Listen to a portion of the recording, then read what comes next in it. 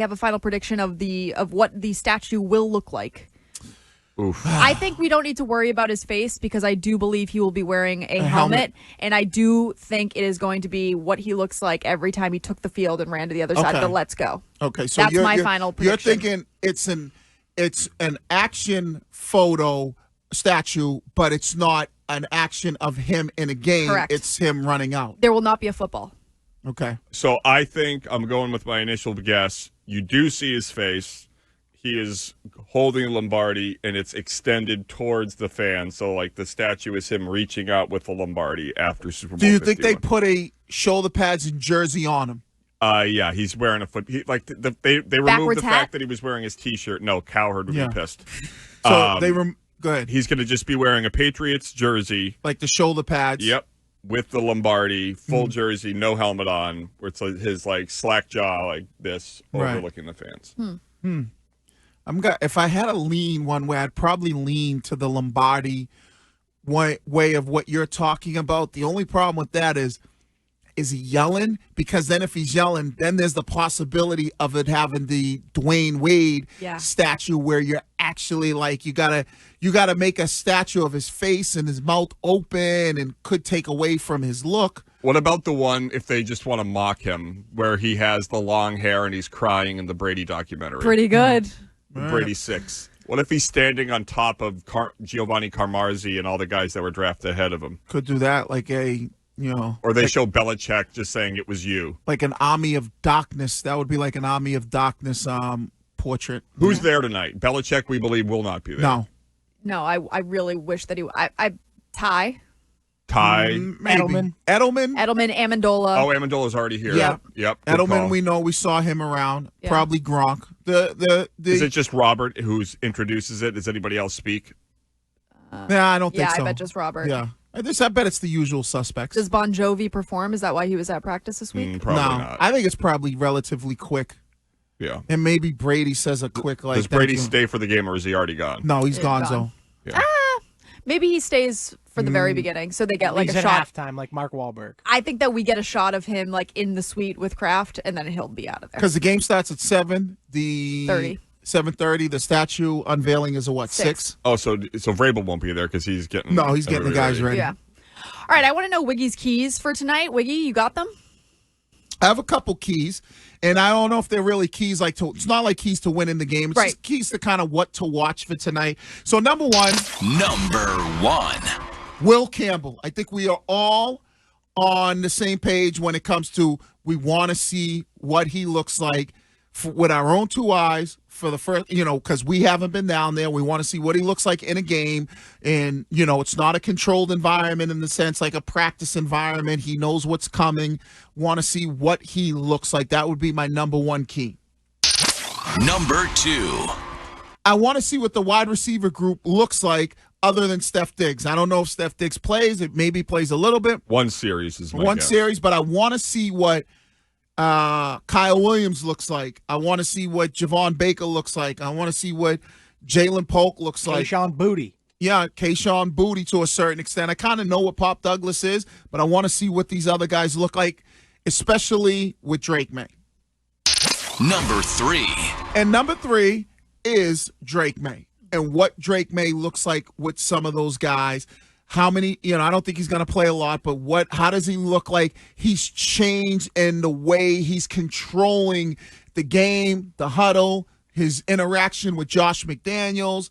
I know it'll probably be very basic and very vanilla when it comes to play calling, but just seeing some of the interaction that he has with Josh McDaniels, if there's any opportunity for maybe him to audible at the line of scrimmage. Why not do a no-huddle drive? I would do that. Like, see what you got. Get them empowered with McDaniels. I'd keep it basic. I'd say, hey, listen, you know what we're going to do? 3 plays we'll go into. Yeah, we're going to go, hey, next series we're just going to go no huddle. Yeah. Right? And if we get a first down, we'll continue. If not, we'll go punt the ball and just to see what it looks like, Yeah. In your mind as a player, what's the most important part about the first preseason game? Because obviously as a fan, you want to look for certain things. Yeah. Is it just making sure that everybody gets through it uninjured? So are you saying for a player standpoint? Obviously the health, but the number one thing is where are you on the depth chart, right? So if you're a guy like Kyle Williams, you probably know you're going to make the team, but this is another way to show in-game that you can make some plays. Like, I think that's the biggest thing. Now, granted, you might not be going against the other team's ones, but if you get an opportunity to make some plays to show that not only can I do it in practice, but now I can do it in a game-like situation where I got to be able to read and react on the move. It's, coverage is going to look differently. Am I making a lot of mental mistakes? So it's a great opportunity for those guys to actually go out there and the coaches can evaluate what they look like against another team, but it's also your opportunity to show that, hey, I've been making plays in practice, and I can do the same thing. Even though it's not a real game, I can make plays in a game-type situation. Wiggy, sorry, Courtney. No, go ahead. Were you ever in a game, like a preseason game, where you performed and you felt like that got you a spot on the team? Were you ever a bubble guy? Yeah, I was always a bubble guy. Yeah, so I was my whole career was a bubble guy. It was more of the other way for me is when I finally got to the point where it's like, I don't need preseason because I know I'm going to be on the team. With the Vikings. Yeah, and that was more. But I remember preseason with the Patriots, and I was a bubble guy. So Was Tom throwing to you when he was like the third stringer? Yeah, we played the Washington. At that time, it was the Redskins. I remember catching a ball from Brady. So it was really about. So he really owes everything to you. Listen. All I need is just a little shout out, and I'm happy with that. Tom. Total non sequitur. Another thing Wiggy deserves credit for: Camille and Gronk. Yes. Are they ever going to get married? I don't know, but if they do, I mean, she gives him credit when people ask how they met. She always says Wiggy by name. Yeah. Right. I mean, who knew? And she's going to marry the second best tight end in Patriots history. Yeah. That is true. First best tight end in NFL history, second in Patriots history. Yes. That's interesting. True. And, maybe you could make an argument. Me and Ben Coates are kind of running neck and neck. But Drew Bledsoe's still locked in on Ben Can you Coates. imagine a kid from EC who grew up watching the Patriots having a hand in a monster dynamo? I'm not just talking about Brady. Right. We're not just talking about Oakland. Seymour. Mm-hmm. Yeah, I said to Bill. He asked me, "Hey, who do you like better? What's the difference between Seymour and Marcus Stroud?" Because I went to Georgia with both of them, and I told him, "Listen, Seymour's this, Seymour's that. Stroud was a good player, but here's what Seymour." You said don't draft Isaiah Wynn. They didn't listen. No, I never said that, but I did also set Gronk up and his beautiful. Is she a fiance or just girlfriend? No, just girlfriend. So I mean, look at the hand that I've had. He's got to get down on one knee. Pretty good hand in the Patriots organization. In Boston sports history. Yeah. All I want is a red jacket. Well, I don't think I know, you should. I should Born and raised, you still are very connected when it comes to Patriots coverage. Right. Like, it makes sense. It ain't even got to be a sports coach. Just give me a red jacket. Okay. Right. Let me go in an absolute. You want like a bomber jacket? Whatever. Okay. I mean, maybe you. But they should have a Snow Bowl. Yes. I haven't been inside the Patriots Hall of Fame. I'm waiting until I get. Treat me like Mary Kay Cabot as a contributor. Bang. And you won't even rip anybody. Nope. Yep.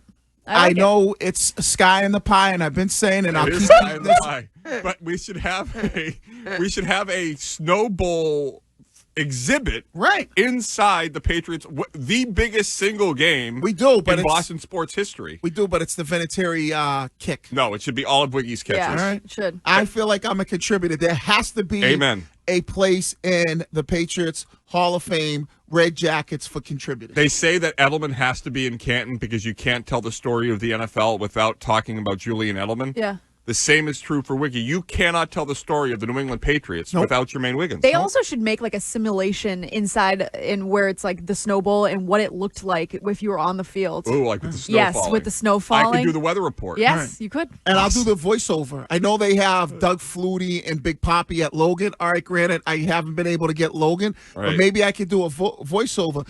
Welcome to the Hall of Fame here at One Patriot Place. I'm former tight end Jermaine Wiggins. Yeah. Today on the right, you're going to see the exhibit of Tom Brady in the huddle. You can actually go in the huddle and listen to a play call.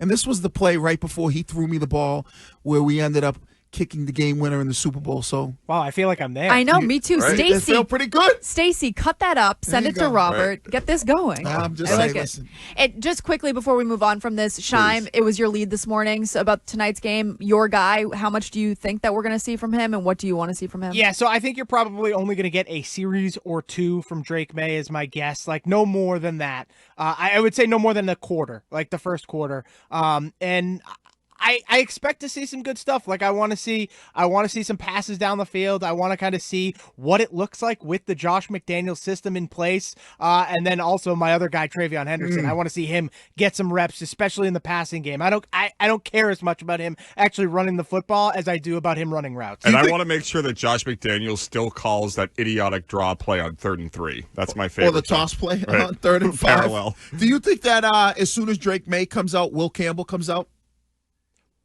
I don't think so. I think Will Campbell needs more reps at left tackle than Drake Maye needs at quarterback. Okay. So I think you could see Will Campbell maybe for an entire half. Okay. I'm really excited. I mean, I'm excited for tonight, but tomorrow to see just how much Joe Milton gets in the Cowboys preseason he's going to get with almost the Rams. whole game. If he plays well, oh man, I understand you're Dak Prescott, right. But you have to.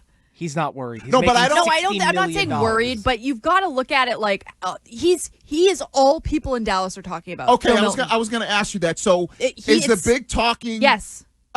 Milton in Dallas, like we're kind of doing here. Yes. So so Dallas fans are like, oh, this Milton kid is like excited about him. All right. Well then, yeah, if he plays well, people got really excited about him at Michigan, and then he went to Tennessee. And people got really excited hate him. about him really at Tennessee. I don't know why you hate Joe Milton. I don't know why you hate him. I don't hate him. I hate the crazy people who think he's really good because they see a guy who could throw a ball really far, and they're like, wow, he's the best quarterback I've ever seen. And Courtney, you're right, because if he plays well, and they're talking, they already think like Dak is good, but they just gave him a new nickname. It was like it's like 90-yard arm, yeah. All right, well that'll be interesting. Great nickname. I think that was Travion Henderson's. Different arm.